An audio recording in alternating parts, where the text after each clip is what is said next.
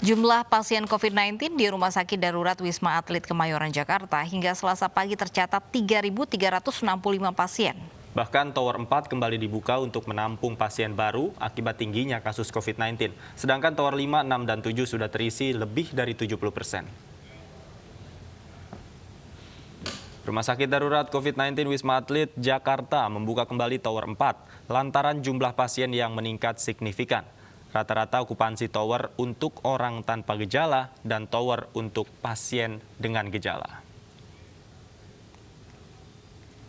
Sedangkan untuk Tower 5, untuk pasien tanpa gejala sudah terisi 70,6%. Tower 6 dan Tower 7 untuk pasien gejala ringan hingga sedang sudah terisi lebih dari 75%.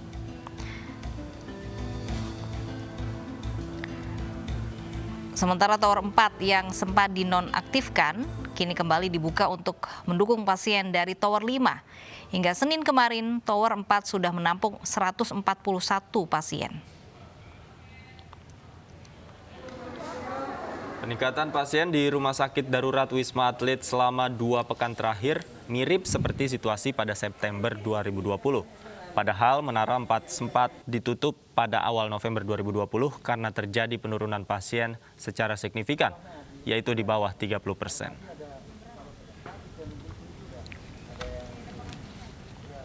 Informasi terkait peningkatan jumlah pasien COVID-19, kita akan bergabung dengan rekan Bayu Pradana di Wisma Atlet. Bayu, seperti apa peningkatan pasien COVID-19 di Wisma Atlet?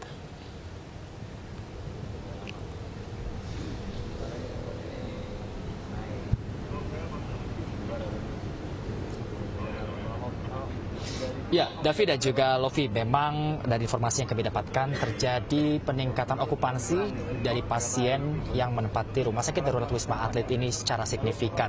Dan juga sampai saat ini kami masih memantau sejumlah petugas baik dari TNI maupun juga tenaga kesehatan ini masih beraktivitas seperti biasanya untuk masih berusaha merawat masyarakat yang memang terpapar COVID-19. Namun seperti apa lebih detailnya?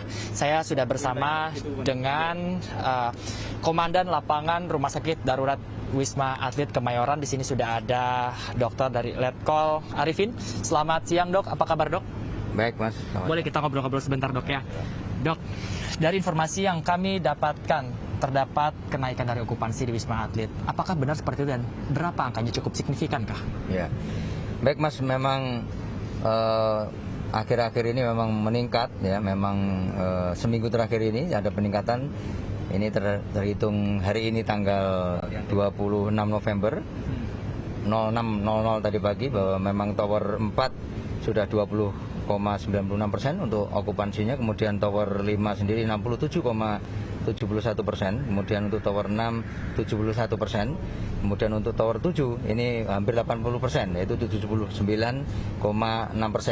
Artinya ini memang sudah meningkat lumayan tajam. Yang sedianya 2 minggu yang lalu Tower 4 sudah kita tutup, sekarang kita buka kembali karena memang naik. Ya. Baik, Dok, kalau tadi sudah ada kenaikan yang cukup signifikan, Dok, sebenarnya ini klaster yang menyumbang dari kenaikan ini dari mana, Dok? Apakah memang ada kaitan dengan liburan dan juga mengingat ini PSBB juga diperlonggar dan ada libur panjang kemarin? Dari mana sebenarnya kenaikan ini terjadi?